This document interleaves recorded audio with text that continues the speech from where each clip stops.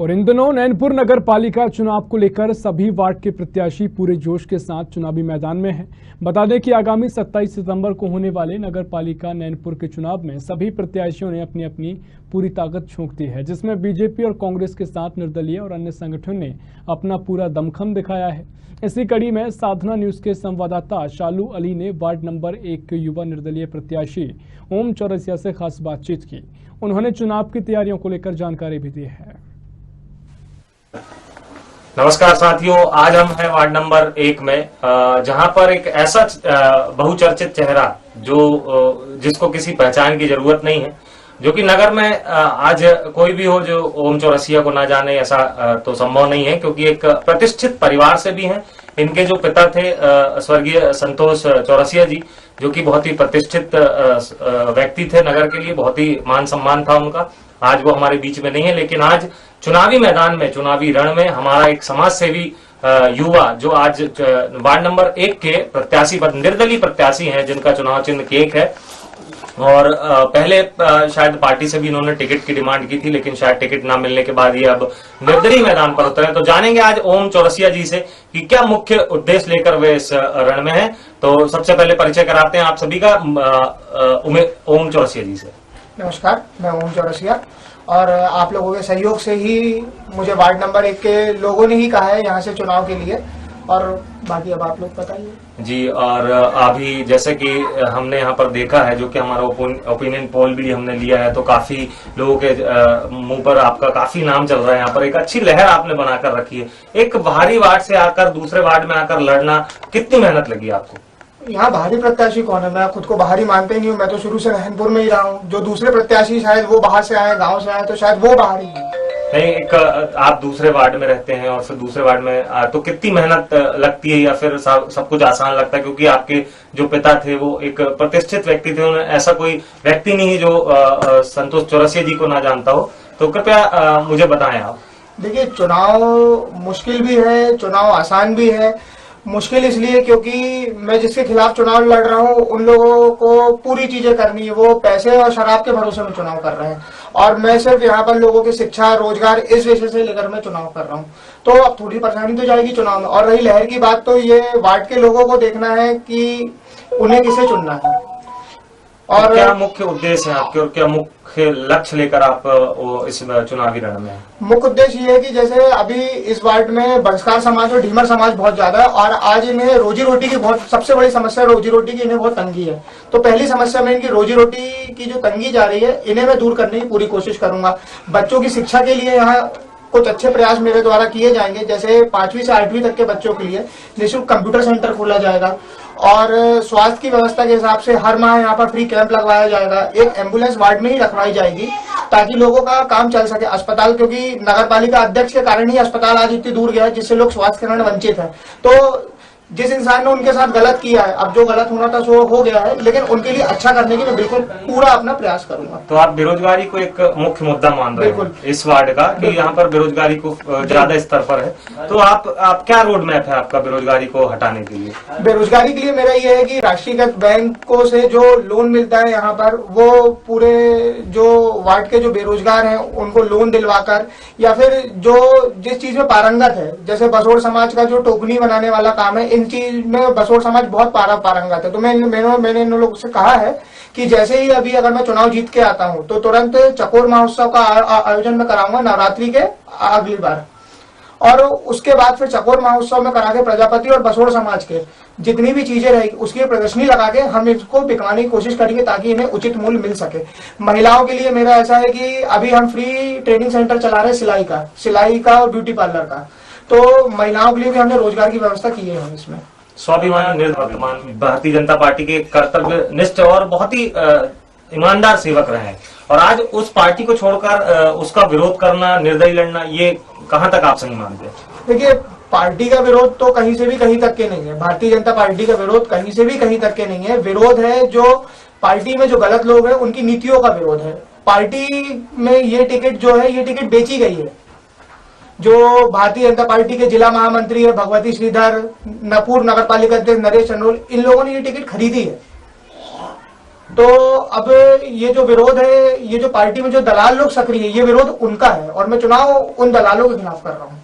और ये एक अच्छा मुद्दा है आपका। नगर को एक पहले भी हमने देखा है कि जब कोरोना महामारी इस नगर में छाई हुई थी, वैसे तो पूरे देश में थी, और आपने उस समय बहुत ही एक्टिव रहे हैं, आप लोगों ने देखा भी है, सोशल मीडिया में भी आपके काफी चर्चा रहे हैं। तो और ऐसा जो लक्ष्य आपने उस समय लोगों जनता के सामने प्रस्तुत किया था, तो क्या ऐसा कुछ और भी जनसेवा के लिए आपने कुछ अच्छा सोचा है नगर के लिए? बिल्कुल, मैंने बहुत सारी चीजें यहाँ पर, जैसे सबसे पहला मुद्दा सिर्फ और सिर्फ बेरोजगारी है। वार्ड से अगर बेरोजगारी अगर दूर होगी तो लोग अपने आप इतने सक्षम हो जाएंगे कि आगे का कार्य कर सके। जिन बच्चों के माता पिता नहीं है, मैं उनकी पूरी पढ़ाई लिखाई का खर्चा उठाने का सब चीज की जवाबदारी मैं लेता हूँ। और अभी जैसे नगर में चर्चा है कि ओम चौरसिया जो है वो जीतने के बाद शायद भारतीय जनता पार्टी को सपोर्ट कर सकते हैं, तो क्या आपका आगे का प्लान है? देखिए, अगर भारतीय जनता पार्टी जो अपनी मूल नीति में अगर वापस रहेगी नैनपुर शहर में, तो जरूर मैं उनका काम करूंगा। लेकिन अगर मूल नीति से पार्टी हटेगी तो फिर मुझे भी सोचना पड़ेगा। और मेरा चुनाव सिर्फ उन्हीं लोगों के खिलाफ है जो कोरोना के समय होटल में बैठ के पत्ते खेलते थे। ये चुनाव उन लोगों के खिलाफ है। अब वार्ड वालों को चुनना है कि उन्हें कार वाला नेता चाहिए, काम वाला नेता चाहिए, ये वार्ड वालों को चुनना है। उपदेश देना चाहेंगे, क्या मैसेज देना चाहेंगे आपके वार्डवासियों को? वार्डवासियों को यही कि चुनाव जब भी आप करें, आने वाला आपका भविष्य सोचकर चुनाव करें। आप अगर वर्तमान में इनके अगर जो आपको ये देंगे, अगर उसको लेकर अगर आप चुनाव करेंगे तो ये बहुत मुश्किल हो जाएगा, वार्ड के लिए भी और सबके लिए भी। ऐसा हो सकता है कि आरोप तो आप पर भी लग रहे हो कि ओम चौरसिया इस तरह चुनाव लड़ रहे हैं, उस तरह चुनाव लड़ रहे हैं, या फिर किसी प्रकार का पैसा खर्च कर रहे हैं, या फिर लोगों को दूसरी चीजों का प्रलोभन दे रहे हैं, तो क्या ये सत्य माना जाए या फिर ये सब अफवाहें हो सकती है? बिल्कुल, मैं प्रलोभन दे रहा हूँ। प्रेम अगर कोई प्रलोभन है तो मैं तो दे रहा हूँ, कोई दिक्कत नहीं। लोगों का प्रेम है, मिल रहा है, कोई दिक्कत नहीं। उसको प्रलोभन बोल रहा तो बोल रहे। जी हाँ, आप उन्हें बेरोजगारी से मुक्त करने का प्रलोभन दे रहे हैं उन्हें। आपके ये मुख्य लक्ष्य है कि आपका सबसे मेन मुद्दा है कि आपको यहाँ से किसी भी कीमत पर बेरोजगारी हटाना। अगर इससे पहले भी आपने जैसे हमारे नगर में देखा गया है कि काफी हद तक लोगों को पलायन करना पड़ता है, दूसरे राज्यों में पलायन करना पड़ता है। यहाँ के मजदूर वर्ग जो है दूसरे राज्यों में पलायन करते हैं, तो क्या व्यवस्थाएं इससे पहले भी आपने करी कि सिर्फ चुनावी मुद्दा है और चुनावी जुमला है? जैसा कि आप जानते हैं, इसके पहले भी बहुत सारे ऐसे युवा हैं जो मुझसे जुड़े थे, जो पहले बेरोजगार थे और काफी अच्छा आज कमा रहे हैं। तो उनके लिए मैं हमेशा लगातार करने की कोशिश कर रहा हूँ और आगे भी करता रहूंगा। चुनाव तो देखिए आता जाता रहेगा, राजनीति होते रहेगी, लेकिन जो युवा बैठे हैं ये सब तो मेरे भाई लोग हैं। आज मैं अगर इनका करूंगा तो ये जीवन भर मेरे साथ रहेंगे। रहना तो मुझे इसी शहर में है। मैं वैसा नेता नहीं हूँ कि आज अगर मैं चुनाव जीत जाऊंगा तो कल की तरफ फिर दूसरे नेताओं की तरह वार्ड की पलट के भी नहीं देखूंगा। ऐसा नहीं करना। तो दूसरे मध्य प्रदेश का जो सबसे बड़ा घोटाला सामने आया था, ई टेंडर घोटाला, जो ऐसा हमको सुनने में आया था कि उस समय आपने उसके लिए सबसे बड़ी भूमिका निभाई थी, तो क्या था वो मुद्दा और किस तरह आपने भ्रष्टाचारियों की पोल खोली थी? देखिए, अगर नगर पालिका नैनपुर के घोटाले की बात की जाए तो जब से इस अध्यक्ष का कार्यकाल चालू हुआ है, इन निकम्मों के द्वारा हर बार घोटाला ही घोटाला किया गया है। पहली बात आप सुनिए, आप ऐसा कोई वार्ड बता दीजिए जिस वार्ड में शौचालय का घोटाला नहीं होगा। ये सरकार ऐसी थी भारतीय जनता पार्टी की सरकार होने के बाद भी नगर पालिका अध्यक्ष ने भारतीय जनता पार्टी की नीतियों से हटके। किस तरह का घोटाला था वो? इन्होंने लोगों के नाम से फर्जी शौचालय बनवा लिए, पैसा निकाल लिए, लोगों के नाम से शौचालय बना लिए गए। भारतीय जनता पार्टी की बहुत अच्छी योजना थी प्रधानमंत्री आवास की योजना। अध्यक्ष के द्वारा प्रधानमंत्री आवास योजना में लोगों से 10-10 हजार रुपए कमीशन ली गई। आज भी वार्ड के ऐसे बहुत सारे लोग हैं जिनको मात्र 2,40,000 रुपए मिला। 10,000 रुपए के लिए आज तक वो अध्यक्ष आगे पीछे चक्कर लगा रहे हैं, लेकिन उन्हें नहीं मिला है। और जैसे टेंडर घोटाला बहुत पूरे मध्य प्रदेश में सबसे पहले टेंडर घोटाला अपने नैनपुर में ही निकला था, नगर पालिका में। और इस टेंडर में क्या था, अपने मनपसंद ठेकेदारों को टेंडर देने के लिए अध्यक्ष तथा सीएमओ ने मिलकर टेंडर के टाइम के साथ छेड़छाड़ की थी। सिर्फ 1 मिनट के लिए मात्र टेंडर खुला था और टेंडर इन्हें दे दिया गया था। इसके अलावा भी नगर पालिका अध्यक्ष के द्वारा बहुत सारे घोटाले किए गए हैं। जैसे भर्ती एक घोटाला है, इन्होंने पूरे परिवार के लोगों की ही भर्ती करके घोटाला किया हुआ है। अब नगर पालिका अध्यक्ष के द्वारा इतने सारे घोटाले कर दिए गए हैं हर चीज में, चाहे गेट में घोटाला हो, चाहे नाली में घोटाला हो, चाहे रोड में घोटाला हो, चाहे पुलिया में घोटाला हो। अब अगर इनके घोटाले की बात करें तो ए से जेड तक के तो उनके पूरे घोटाले निकल जाएंगे। जैसे कि अभी देखा गया वर्तमान में कि नगर पालिका अध्यक्ष जी द्वारा नगर में स्वागत गेट लगाए जा रहे हैं, तो स्वागत गेट में भी शायद आपने कुछ आवाज उठाई थी कि इसमें कहीं ना कहीं कुछ गलतियां हुई हैं, तो क्या गलतियां हैं ऐसी जो? अब नगर पालिका अध्यक्ष के द्वारा स्वागत गेट जो बनाया गया है, 6 लाख रुपए का ये एक स्वागत गेट है। वही गेट, शायद मेरा भी यही व्यापार है, मैंने ये स्वागत गेट 1,30,000 रुपए बनाया। तो इतना अंतर कैसे आ रहा है? मैं वही पूछना चाहता हूँ, शायद नगर पालिका अध्यक्ष के द्वारा शायद सोने चांदी का स्वागत गेट बनाया गया है।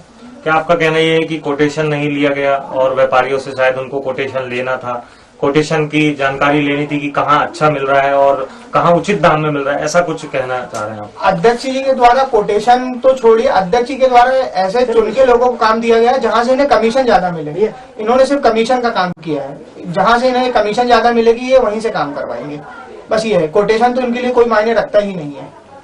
बहुत ही गंभीर आरोप लगाया है ओम चौरसिया जी ने, और कहाँ तक ये सत्य है इसके बारे में भी इनके पास डॉक्यूमेंट्स पूरे सबूत है। कभी ऐसा कोई बात आती है तो ये निश्चित ही डॉक्यूमेंट्स भी इनके पास साक्ष्य रखे हुए हैं। तो ये गंभीर आरोप इन्होंने पूर्व नगर पालिका अध्यक्ष जी के ऊपर लगाए, जो इस समय उनकी पत्नी प्रत्याशी है इनके सामने। तो देखेंगे कि कहां तक इनके आरोप सिद्ध होते हैं और कहां तक आगे भी इसी तरह इनकी प्रतिक्रिया रहेगी और कितनी यहां पर लोगों का सहयोग इन्हें मिलता है, और आने वाले समय में क्या रोड मैप, जो रोड मैप इन्होंने हमारे सामने बताया कि वो कहां तक उस पर आप सफल होते हैं, ये देखेंगे। तो ये थे ओम चौरसिया और कैमरामैन आपके साथ शालू अली।